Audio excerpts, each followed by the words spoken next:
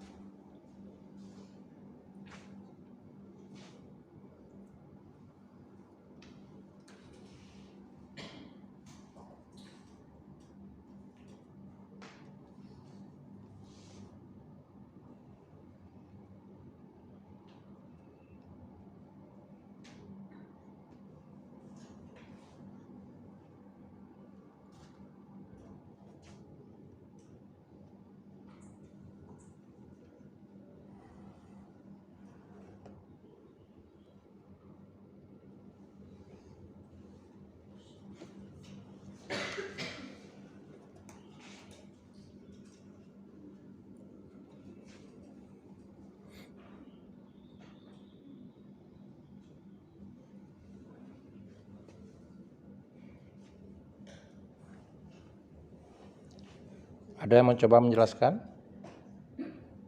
Ada?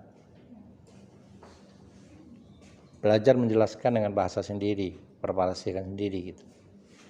Jadi bukan hanya membaca, tapi menjelaskan. Belajar.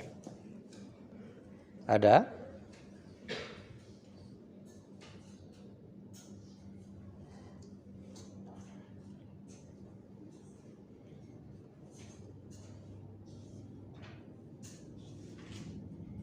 Di belakang? Siapa yang di belakang bisa menjelaskan?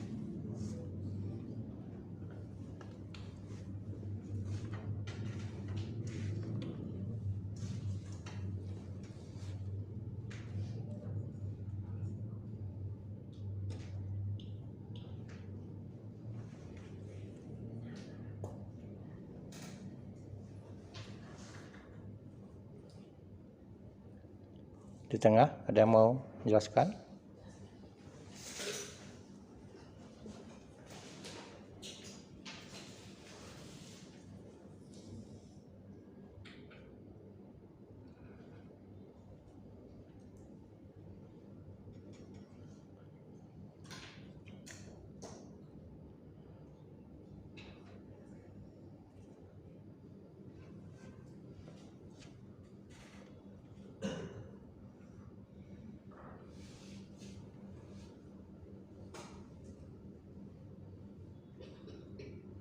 Ya, silakan.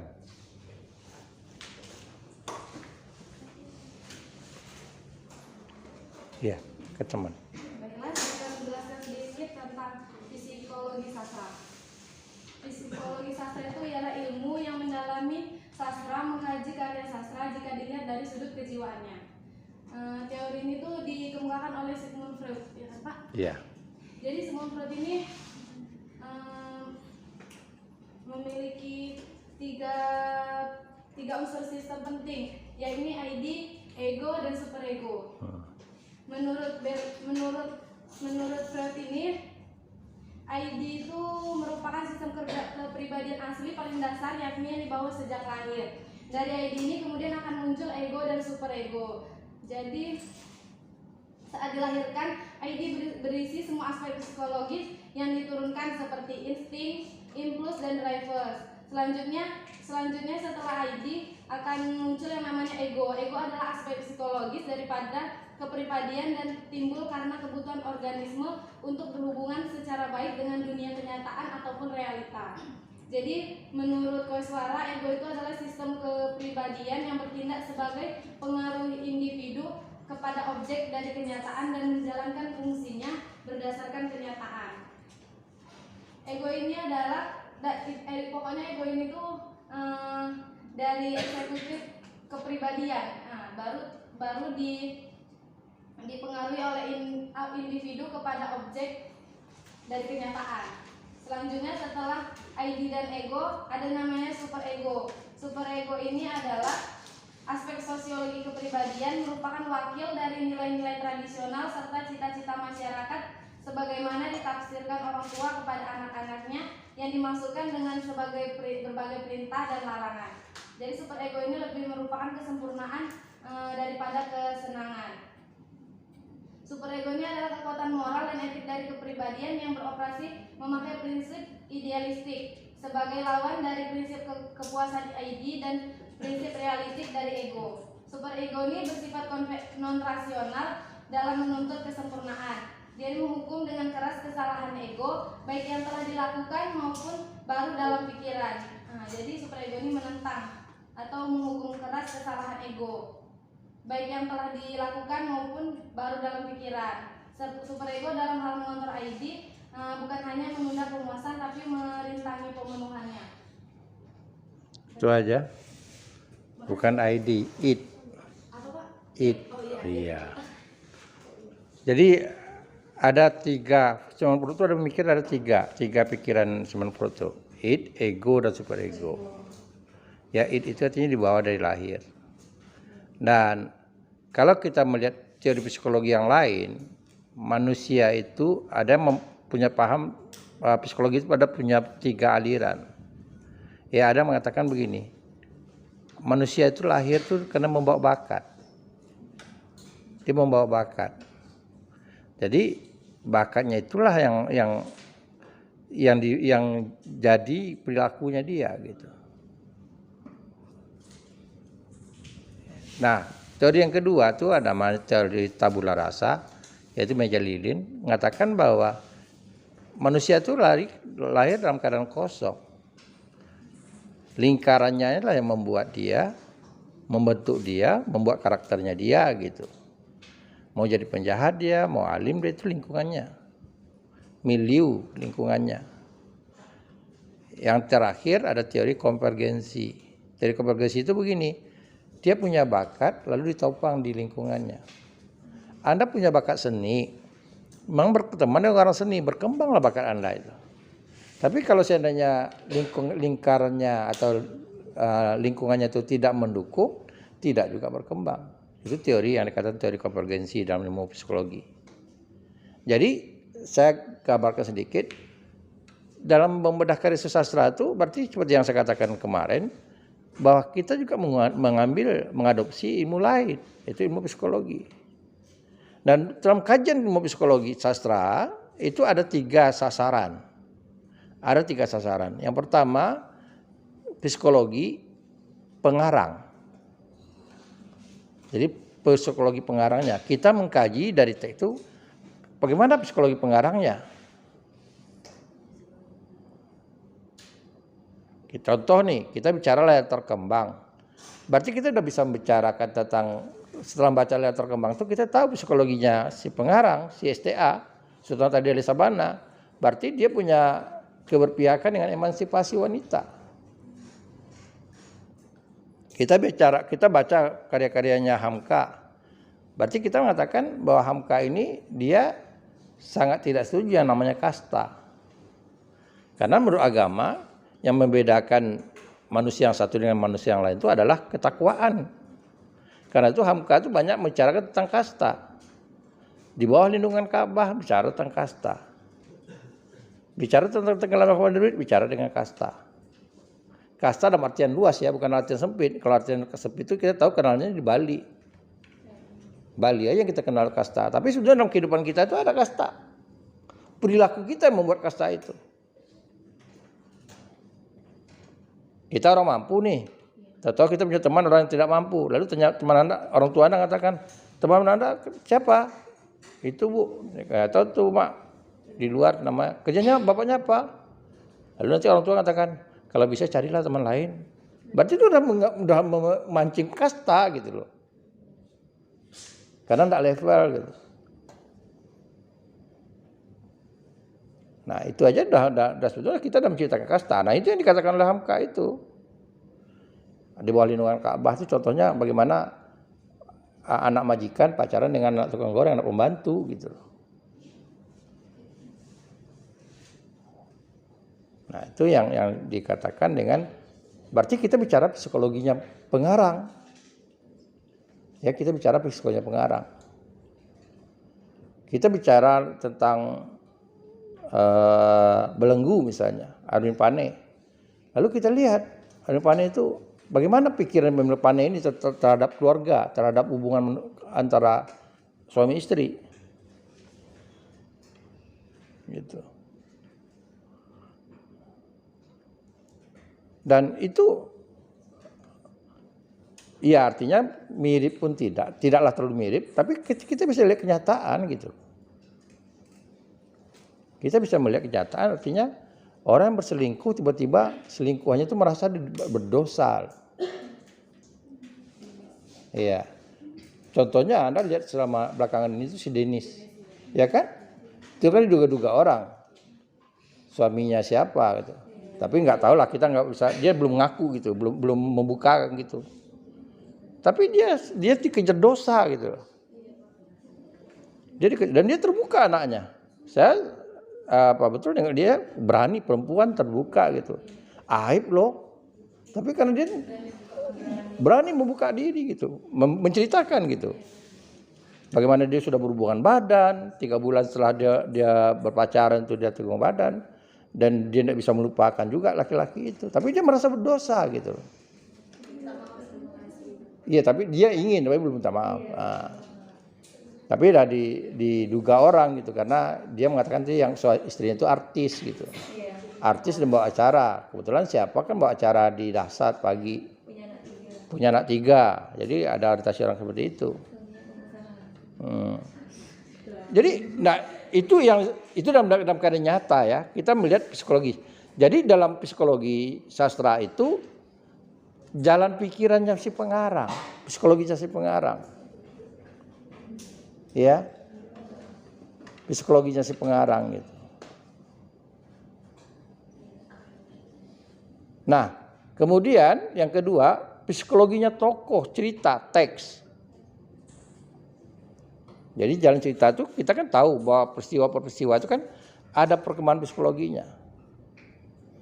Walaupun itu yang dikatakan mewakili psikologinya pengarang. Tapi kalau kita tidak menyinggung siapa pengarangnya, kita bicara teks, berarti psikologi teks. Psikologi teks. Gitu. Yang ketiga itu psikologi pembaca.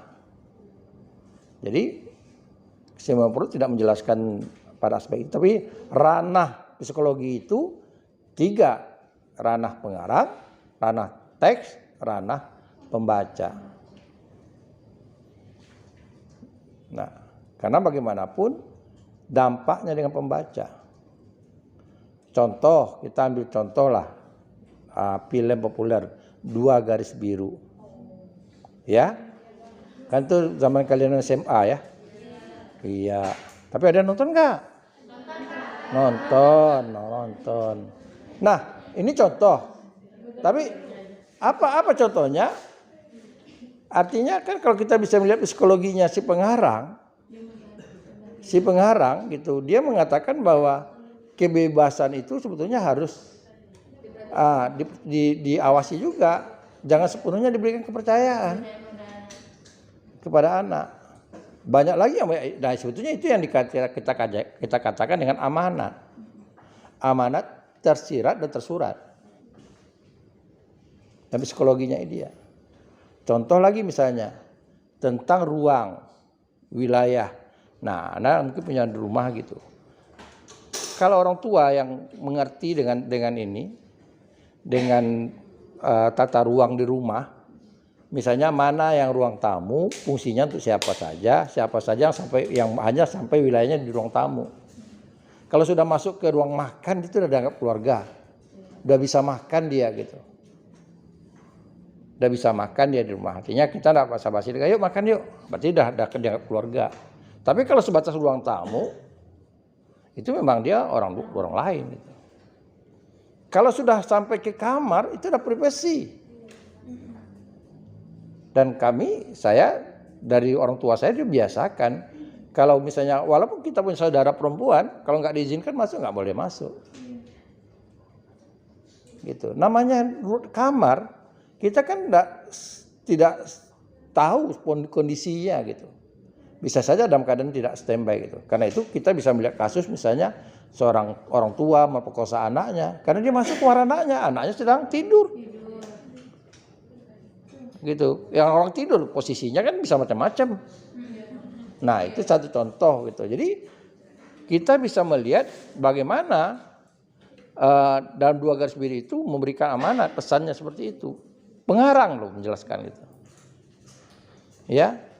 Yang dari berteman ya jadinya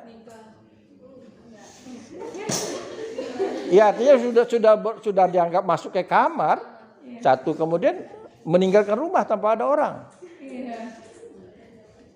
Kalau dalam tradisi, contohnya tradisi Bugis itu sangat keras. Tradisi Bugis contohnya nih. Di Bugis, orang Bugis itu, kalau misalnya saya nih pergi ke rumah teman saya, katakanlah ke rumah Pak Mustian, sementara Pak Mustian itu nggak ada, yang ada perempuan, nggak boleh masuk rumah, nggak boleh masuk rumah. Karena dalam tradisi itu yang namanya melanggar adat itu ada tingkatannya. Anda bisa lihat di Riau, baca di buku Riau sebagai pusat kebudayaan Melayu. Oleh orang Melayu itu ada namanya, kita bisa dihukum adat kalau dikatakan namanya sekandang. Itu udah kena. Anda masuk ke kebun, Anda pergi ke ladang nih. Kan di pagar tuh, atau ada parit gitu.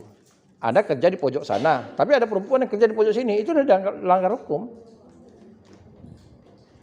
Sudah melanggar hukum tuh. Itu satu kandang namanya. Belum lagi yang namanya satu ruang. Satu ruang itu yang seperti tadi. Lokal kosong nih. Tahu-tahu saya sendiri, lalu Anda masuk. Pastilah ya datang orang kedua. Kalau misalnya yang musisi yang masuk, pasti orang datang kedua, ada apa nih?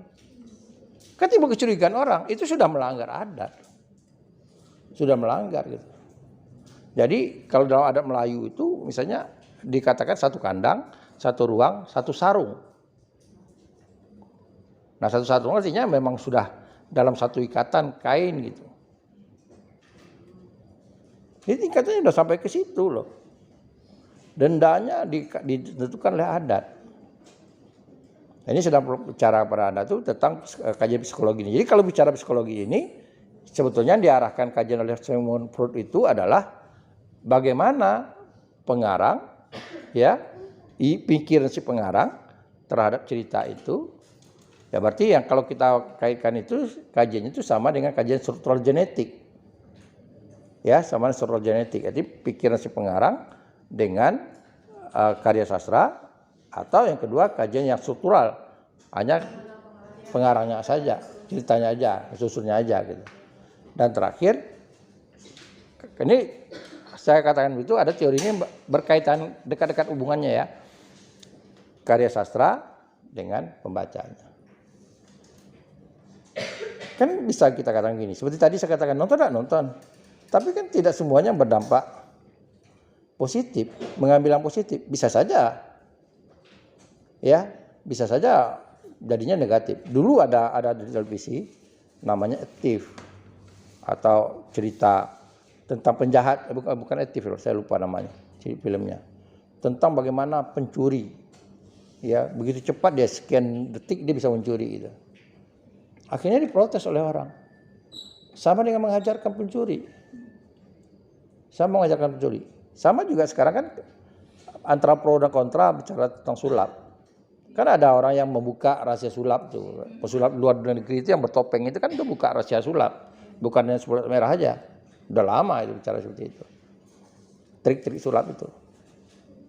Nah, tapi kan tidak semuanya orang setuju. Tidak semuanya orang setuju. Gitu. Nah, seperti itulah yang saya katakan pada Anda. Artinya yang dikatakan psikologi itu berkaitan dengan itu. Dan Sigmund Freud itu mengkategorikan psikologinya itu ya pada 3 tingkatan, yaitu id, ego, dan superego. Dan itu Anda baca lagi. Tadi teman Anda kurang butuh menjelaskan kali. Anda baca lagi. Ya. Yang ego itu apa gitu. Ya. Nah, superego itu yang bagaimana gitu. Ya, kategori ego atau superego. Contohnya gini. Ketika Zainuddin itu ketemu dia lagi dengan Hayati. Hayati ditolak oleh Aziz. Dia ingin kembali menjumpai Zainuddin di Batavia. Kan timbul egonya Zainuddin gitu. Apa egonya Zainuddin itu? Dia kembali dengan luka lamanya di bawah dia itu ditolak oleh keluarga Hayati. Gitu. Padahal kalau kita lihat itu kan kesempatan orang bekas pacarnya kok, dan dia masih mencintai kok. Tapi dalam teks itu digambarkan oleh Hamka bagaimana Zainuddin itu dia menolak Hayati. Dia menolak Hayati. Jadi bisa jadi psikologinya satu itu. Yang kedua bisa jadi karena dia mendalami agama. Ya Hayati itu kan tidak jelas tuh istri orang atau tidak. Jadi kalau kita bicara psikologi itu, kita bicara juga sama juga kita bicara tentang kasus yang yang viral-viralnya sekarang nih. Kasusnya Silky Bilar itu. Iya kan? Kita bicara psikologisnya. Nah bisa jadi psikologisnya itu karena malu, ingin merasa malu, terbuka rahasia. Ini konon ceritanya kita nggak tahu ya. Konon ceritanya kan begini, dia tuh punya 2 HP. Yang satu untuk endorse, untuk iklan, yang salah satu lagi pribadi. Semuanya pakai kunci. Jadi dia mau ke WC, rupanya dia bawa HP itu bukan HP pribadi, tapi HP endorse. HP pribadinya pas kan kalau kita matikan HP itu kan ada masa waktunya, mati itu otomatis. Pas terbuka itu yang diketahui oleh Lesti. Itu yang dibuka oleh Lesti. Mungkin selama ini Lesti sudah dengar, cuman dia nggak percaya. Dia buka itu. Nah, muncul egonya siapa? Super egonya dia menutupi kelemahannya dia. Jadi harus dilihat, orang marah itu terkadang dia menutupi kelemahannya dia. Jadi itu. Ya kecuali ada yang penyakit psikopat gitu. Dia bisa jadi kan? Artinya dia tambah senang. Orang sakit dia tambah senang gitu. Tambah puas dia, ada orang begitu. Orang psikopat ada yang begitu loh. Gitu. Ada orang yang suka disakiti dan suka menyakiti. Jangan salah Anda nanti kalau Anda lihat dalam film-film luar negeri itu juga, dalam kasus-kasus luar negeri itu juga ada orang seperti itu. Dia ketika dia berhubungan dengan pasangannya disiksa dulu pasangannya misalnya. Ada penyakit seperti itu. Nah, jadi itu tadi yang kasus seperti itu. Artinya dia dalam keadaan abnormal. Abnormal itu artinya lost pikirannya. Nggak tahu dia dampak itu tadi kan kalau kita orang marah, psikologi marah, apalagi udah super ego, itu kita tidak mempertimbangkan lagi efeknya, dampaknya. Itu kata orang penyesalan di belakang. Nah, tidak tahu dia, akhirnya kan dia diboikot. Semua televisi nggak lagi menampilkan dia gitu. Radio pun dilarang oleh KPI itu menampilkan dia, sosoknya Bilar. Gitu. Jadi kalau dikatakan boleh ganti-ganti serigala itu kayak dia lah. Iya. Jadi enggak menjamin orang ganteng itu enggak menjamin. Iya, enggak menjamin gitu loh. Ya logikanya kita bisa paham, artinya ya secara kasat mata orang melihat penghasilan Lesti itu lebih besar daripada dia. Ya kan peluangnya Lesti itu lebih besar. Kemudian Lesti itu mengangkat derajat dia gitu. Dan itu kan kebetulan ada momen aja. Momen ketika pesta Lesti itu hadir di pernikahannya di Bandung. Kemudian seminggu setelah itu si Bilar juga menghadiri mantan pacarnya gitu. Nah, datanglah di podcastnya Tukul. Iya, one man show. Iya, situ asal mulanya di situ gitu. Nah, orang televisi kadang-kadang kan gimmick juga ada, tapi dilihat memang itu momennya bisa mengangkat dari televisi gitu. Apalagi si Lesti ini dia punya modal, dia menang di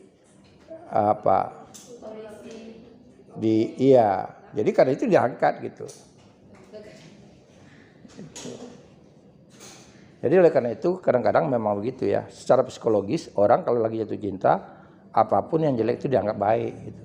Lupa gitu. Jadi bahkan kalau perlu kita melawan orang tua kita. Iya, banyak orang nggak sadar gitu. Setelah disisa oleh pasangannya baru kembali ke orang tua. Ya, nah itu yang harus diingat. Jadi sebetulnya kita bicara psikologi itu kita ada banyak dapat pelajaran loh secara psikologi. Kalau kita bicara sastra, Anda membahas secara psikologis, Anda dapat pelajaran. Anda dapat pelajaran gitu.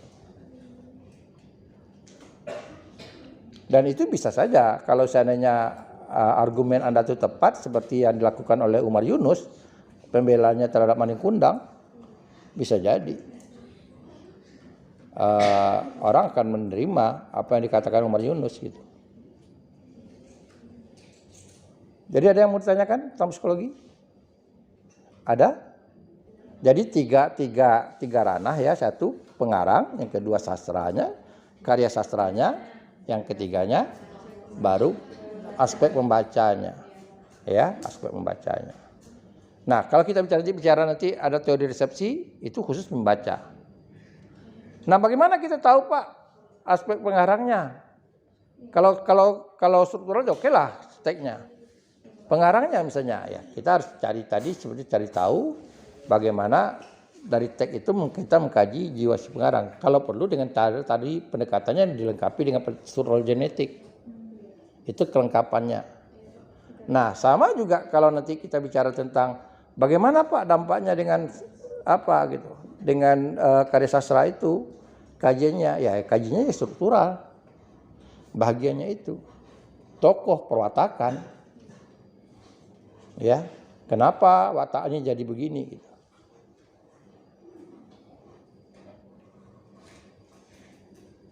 Ada pertanyaan? Saya ingat kepada Anda kuliah hari ini kuliah ke-8. Iya kan? Nah, hanya untuk ingatkan aja. Nanti jangan tanya Pak, batas tugasnya kapan? Kalau saya katakan mau ujung tahun besok juga enggak apa-apa.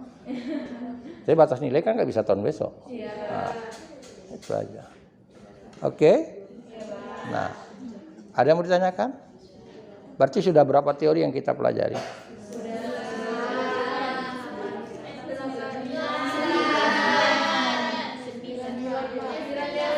Ya, kan ada yang teori kemarin 2 ya. Nah, teori pas kita bicara tentang feminisme tadi kemarin 2. 8. Iya.